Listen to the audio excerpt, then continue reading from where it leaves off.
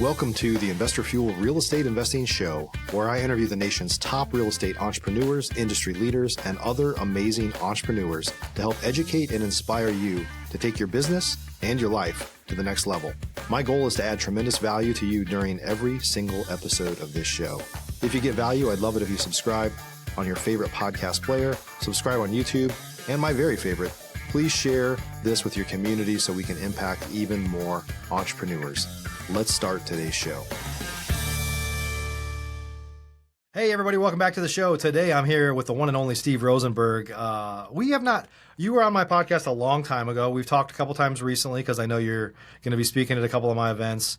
And you're one of those guys that I think very highly of, and I always wish we talked more frequently than we do. And it's been a little while. I know we talked fairly recently, but great to have you here. Thanks, man. It's great to see you, Mike, as always, brother. Yeah.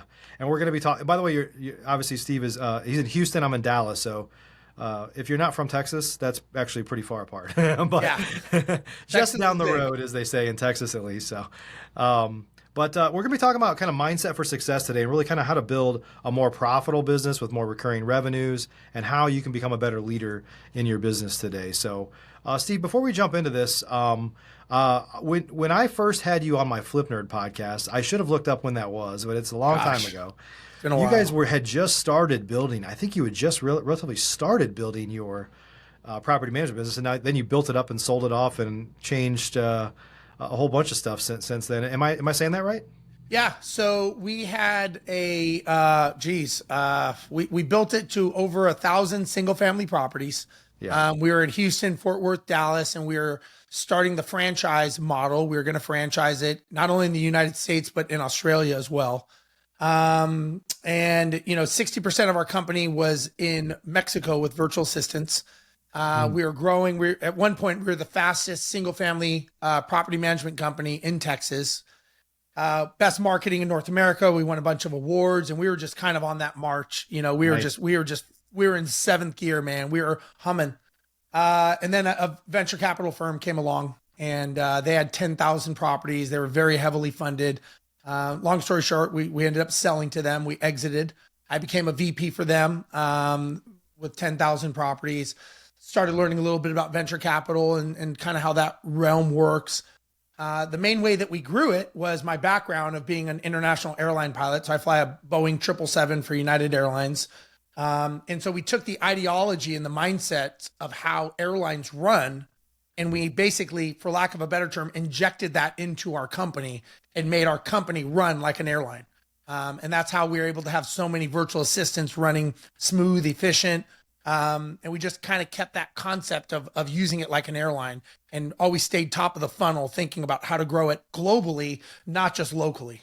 Yeah. So maybe could you share a couple of what are the comparisons to an airline? It's like a couple processes or a couple high level things to just kind of make that connection. The epiphany or the light bulb moment I had was one day I was sitting at the gate, right? And I was waiting to take a flight out. It was a 777 going to Tokyo. And our business was, for lack of a better term, a shit show, right? We were a dumpster fire. And I was trying to figure out how to solve these problems because we were growing so fast. We were growing ourselves into bankruptcy. So which to me made no sense, but we just had so many problems. And as I'm watching this plane, you got to imagine a 777, it's holds 350 passengers. Gross takeoff weight is about 750,000 pounds. And it's the length of a football field. Yeah. So basically it's like an apartment complex with wings, right? So this thing comes to the gate and I'm just sitting there and I'm just watching, not really paying attention, because I've seen it 1,000 times, but for whatever reason, I was looking at it through a different lens that day. And as I'm watching, I see 300 passengers get off. I see all of their bags getting offloaded and dispersed to cargo bins and other flights that they're going to. Maintenance starts walking around. They're checking safety of flight items. Cleaners come in. They clean out all the trash, and catering comes the other direction. They're restocking water, food, consumables. The fuelers, they hook up these fuel valve lines and they push 250,000 pounds of fuel into this aircraft. And it takes an hour for this to happen. While that's happening, flight attendants are checking back of the aircraft, safety of flight items, seatbelts, emergency exits. And the pilots, we're up front, we're checking routing, weather, circuit breakers, emergency routes, alternates, all that stuff. During that time, 350 people get back on this aircraft. All of their bags are loaded. And within 1 hour, this plane buttons up, pushes back, and not one person had to talk to anyone else to make that happen. And I'm sitting there watching this going, that is a perfect freaking system, because I could be in London, England, Sydney, Australia, Tokyo, Rio de Janeiro, every second of the day, somewhere in the world, this is happening multiple times a second. Right. And I thought to myself, if an airline can do this, because the guy in Rio de Janeiro pumping the fuel is not the smartest guy in the world, but planes don't run out of fuel. So why? It's because of the systems catch the mistakes. Yeah. So I thought, okay, we need to make our business system-centric, not people-centered. Businesses run off of systems, not people. People they can enhance the business, but they don't make it better. So I probably a little bit more than you wanted, but that's great. That's how we started running it, because we're like, everything has a system, everything has a checklist. Yeah. And the way the airlines, Boeing, in the last 27 years of being an airline pilot, they've probably spent millions of dollars teaching me the ideology of how to get a $250 million airplane from Houston, Texas to Tokyo, Japan, which is a business, safe, secure, sound, on time, without any issues. And how do you do it at scale?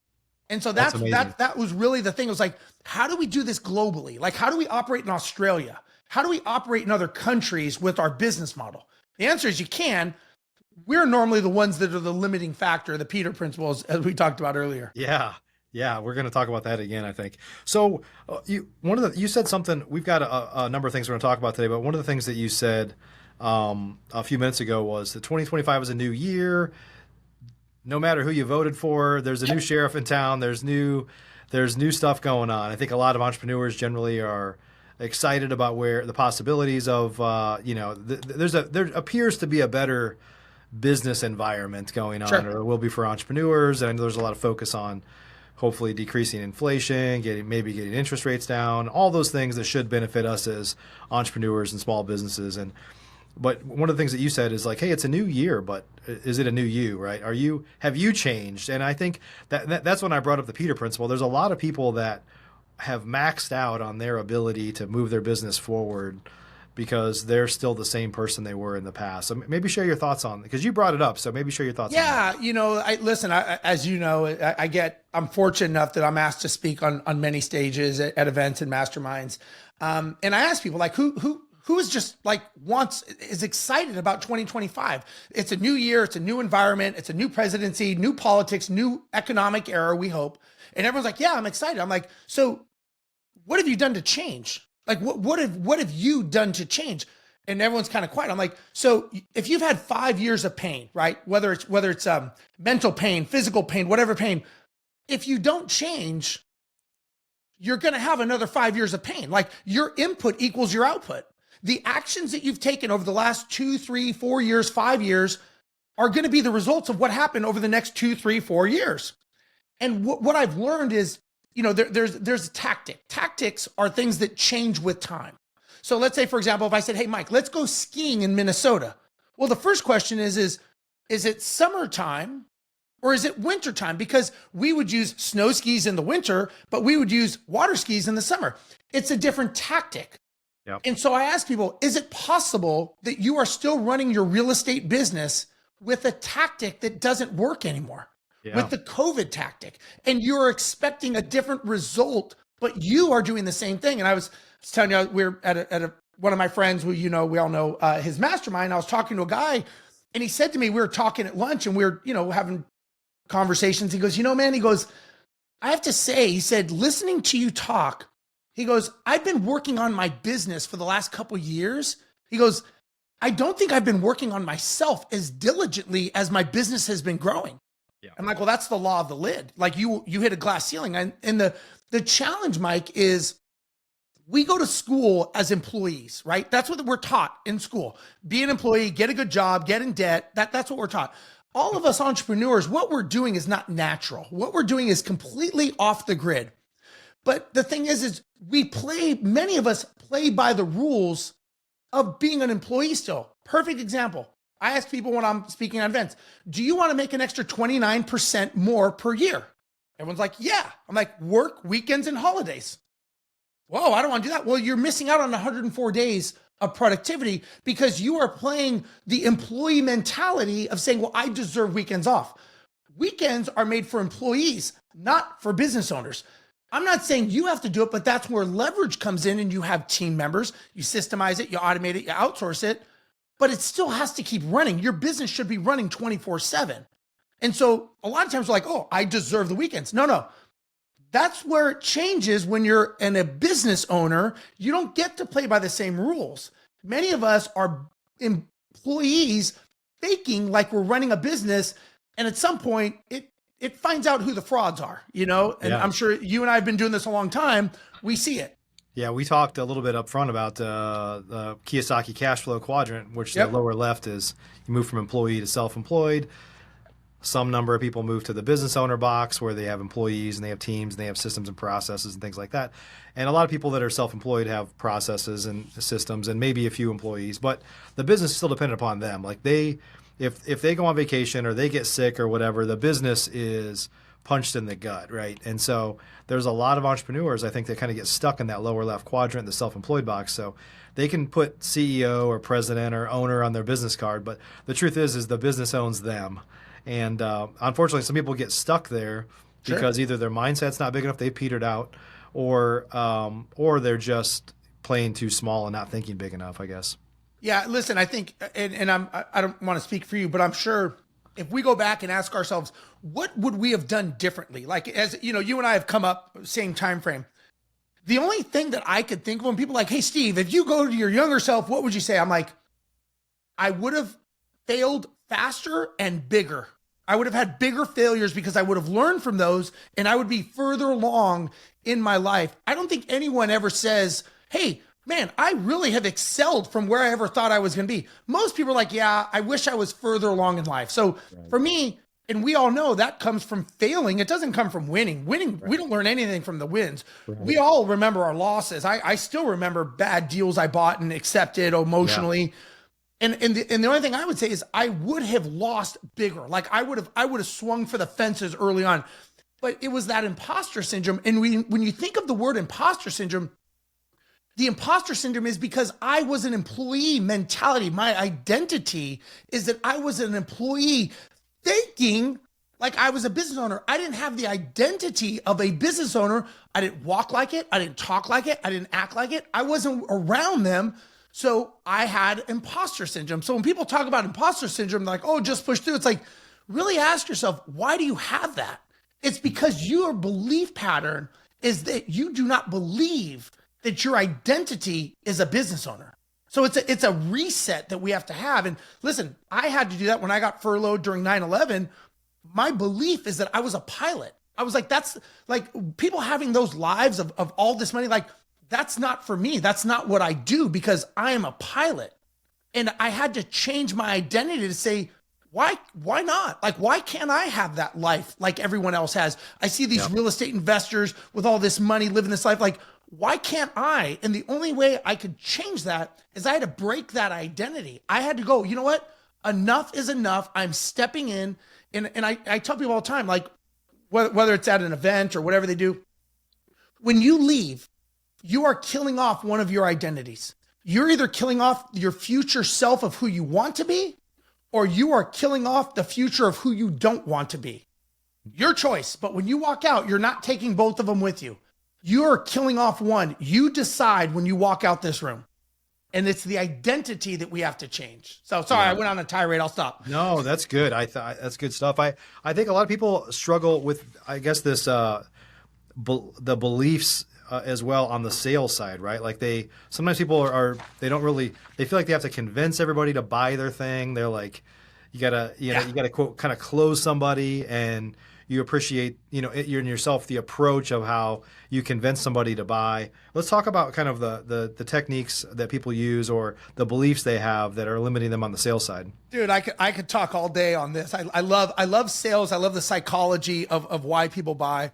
I think fundamentally, it cringes me when someone's like, I took down a deal. I'm like, what is it? What are you, like a hostage terrorist? Like, what do you mean you took it down? Like, I just, for some reason, it's like you're going to battle. And I don't think that's not sales. Sales is a dance, right? First question is do you have a solution to someone's problem? Very simple. Like if I was selling hamburgers and I created a hamburger stand and I put it outside of a buffet restaurant, I'm probably not going to sell any. However, if I took that same hamburger stand and I put it outside of the Texas A&M football game when it let out, I'd sell all the hamburgers. So the question is did the hamburgers change or did the crowd change? The crowd changed because I found a hungry crowd. So the first question is am I putting my product in front of a hungry crowd? That starts going to brand domination. For example, when we think of jacuzzi, we think of spas. When I think of a tissue, I think of Kleenex. When I think of blank industry, do I think of your company? Because if you don't, then you don't have brand domination because you are sharing the market. So the first question is are you even putting your product and your name in front of the right target? That's more of a marketing. But you know, if you were to look at your target, like when you're hunting, right? If we go to your land and we go hunting, we're not just taking rocks and throwing it at shit on the side of the road. Like there's a certain time of year, certain weapon, certain caliber bullet, certain geographic area, certain animal, certain age. Like we're getting very, very focused to sniper effect. We're not just throwing shit at things. So why is that not the same for when you're hunting your target client? There's an age, there's a demographic, there's a gender, there's an income level.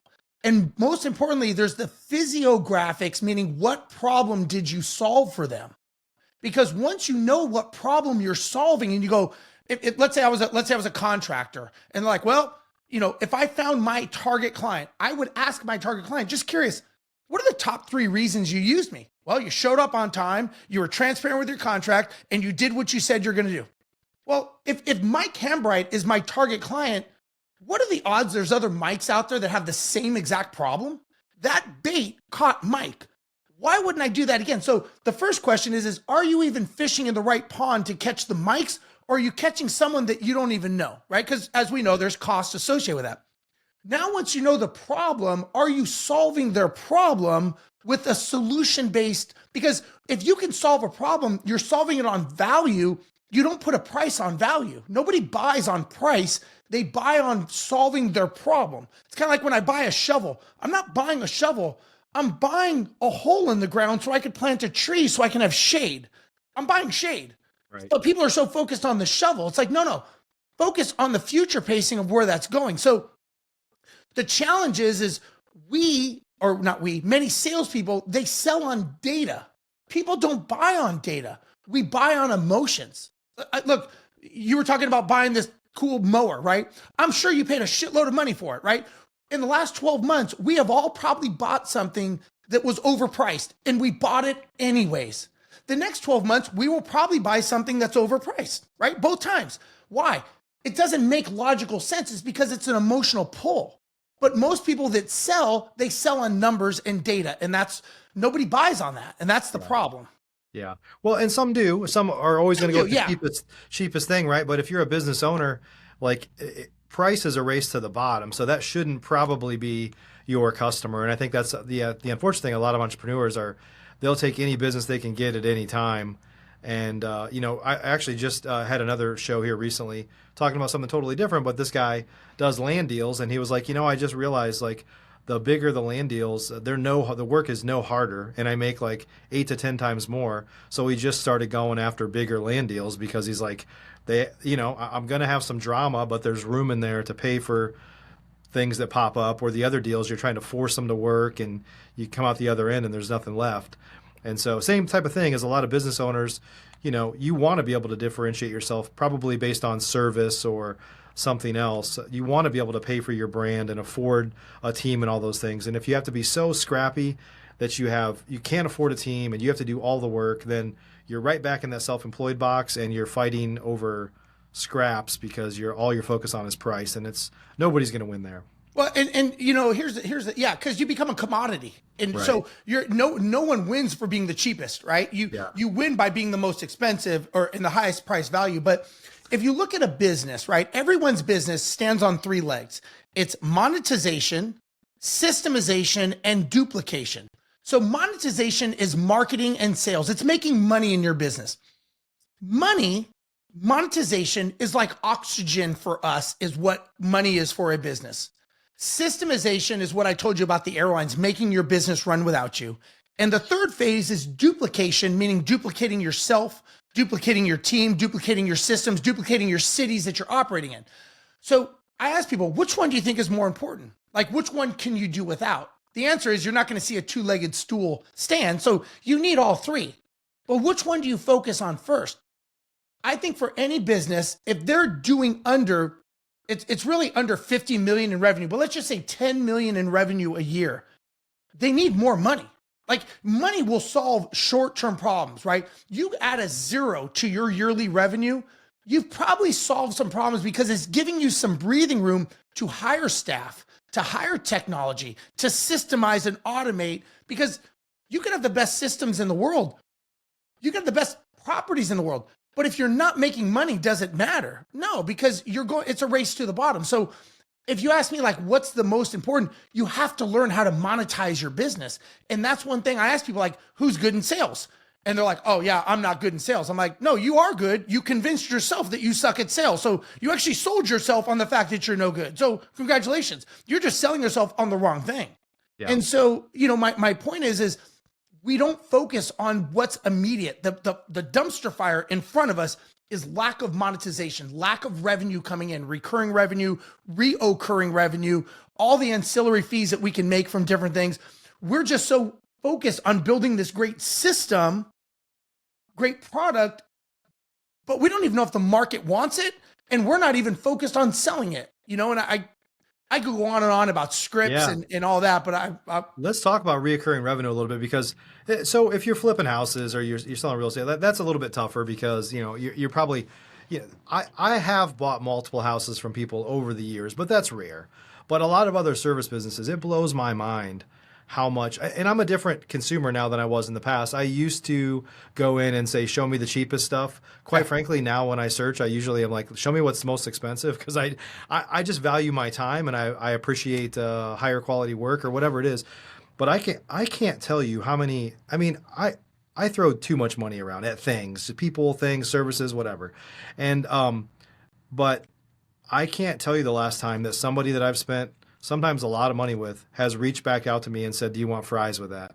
Or reached back out and said, like, hey, it's been 90 days. It's time for an update, or we need to do this again. Like, I feel like I'm chasing everybody.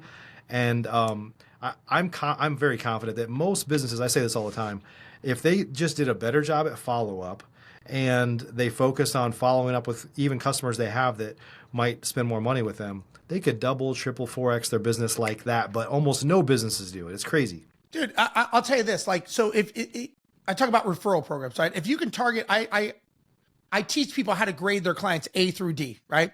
We all know a D client is like D in school. The B's are the solid majority. The A's are solid majority, but they're raving fans. So they're referring people to you. Yeah. And I'll ask people, does anybody know, like, do you guys all realize that referrals are your highest margin, easiest conversion? And it was like, oh yeah, I know that. I'm like, great. Raise your hand if you have a referral program written down, documented, and implemented. Yeah. And no one raised their hand. I'm like, so do you know how many people, if Mike was my A client, statistically, how many people are Mike worth? It's 5.7. So Mike is worth 5.7 referrals of people just like Mike. So I'm like, you're sitting here going into a cold, red, choppy ocean that's full of blood of everyone else fighting, that you are trying to beat people to the dollar because you're a commodity. They don't know you. They don't like you. They don't trust you. So no transaction's going to happen. You got to fight tooth and nail when you've got someone like Mike going, hey man, I got some friends, dude. They would love to talk to you. Mike, get out of my way. I'm busy. I got to go get these cold Facebook leads. Like, dude, I got to scrape data. Like, Mike, like you're in my way. Mike's like, I got someone for you. And so we don't even do this with our current clients. And so I've obviously I show people how to do this. And what once they see it, they're like, holy crap, like, I can't believe this. I'm not marketing. I'm like, you are marketing. This is a marketing strategy. You're just using your inner circle. You're inside the bullseye. You're inside the gates. Stay inside the gates with your they already know you, like you, and trust you. Like you had said, a wallet open stays open. Why is it that we assume that when a client does one transaction with us, whether they buy a house, whether you flip them a property, whether they're a tenant, we just assume they're done? But we never, ever actually ask them, hey, you ever think of, like, we actually used to have tenants that became investors and bought rental properties from us. Wow. Or we sold them properties because they don't turn into sugar and melt away. They actually want to buy a house. So we started creating affiliates with, credit repair people, and we got rev shares from all these different things. So we were making ancillary fees and helping these people get their credit repaired and other stuff. And all of a sudden now they're prime candidates to buy a property from us. So now we are ringing the cash register multiple times. A lot of times when people have rental properties, they go, I've got recurring revenue. No. It's reoccurring revenue. The difference, Netflix is recurring. Reoccurring is I have a contract that is good for 12 months. I'm just not getting paid all at once. I'm getting paid in 12-month increments on one contract. That is not reoccurring. That is reoccurring. So people need to, there's subtleties to what you're doing. It's like, you only have one contract with that person. Now, if they keep signing up, yes, but there's so many ways to use ancillary fees and make money. People just think it's a one-time transaction. The one thing about property management, just like in the airline, it's a nickel and dime industry. Like it, love it, or leave it, hate it, it doesn't matter. That's the industry. It's like saying, I don't like the ocean because it's wet. Well, don't fucking go in the ocean then, because that's the world we play in when it comes to managing and running properties. The problem is they're looking at it from a tenant perspective, or they're looking at it from somebody as opposed to going, hey, how can we make more MRU, more monthly revenue per unit on this dwelling? It was at 2,000, you got up to 2,500, Steve. Wow, that is pretty good. How do we get it to 3,000? We don't think that way. And boy, does this investor want to buy any more properties? I mean, I don't know if you do this, but I've invested with people in deals, right? Very rarely do they ever ask me, hey, would you like to invest in another deal with me? Or they cash me out, hey, we're doing another. It's so rare, Mike. And I'm like, I don't offer. I'm like, okay, obviously they're not interested. Yeah. And because they're like, Steve, get out of the way. I got to go find more cold leads. I'm like, you don't understand. Like, and they never say, hey, Steve, who do you know? You're an airline pilot. There's 17,000 pilots that work for United Airlines.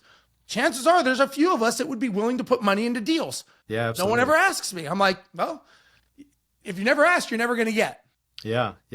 Hey, I wanted to see if you could share some thoughts on, I know you've done a little work with Hormozi, and not that this is his concept necessarily, but this idea of the irresistible offer, because we talked a little bit about different trades. Obviously, there's a lot of real estate investors that watch this show. How do you stand out from something that, real estate investors very much feel like they're a commodity, I think, or they act like they're a commodity. A lot of service businesses act like a commodity. And so how do you stand out? I mean, obviously there's some ways coming from a branding standpoint you could stand out, but how do you stand out to make an irresistible offer that would really separate you in your industry? Any thoughts on that? Oh, yeah, I got tons of them. I mean, you're like me, you've got opinions on everything. Just ask me, I'll tell you. Yeah, that's right. Yeah. So, what it comes down to, Mike, is first of all, like, what problem are you solving for them? And are you, this is my opinion. When you want an irresistible offer, you've got to take them through pain before you can show someone pleasure. Because people, right, they may not even know they have a problem. You're providing a solution and they're going to go, not my problem, because you did not verbalize it. You didn't clarify that. So you have to give them so much free value. It's kind of like you got to take them through hell till they can get heaven, right? So the question is if you're just like, oh, you should buy my house. It's so amazing. It's so great. As opposed to, you could say like, this property has gone up in value 10% year over year, and they're estimating with the increase in population in the next 3 years, it could be a 20% increase.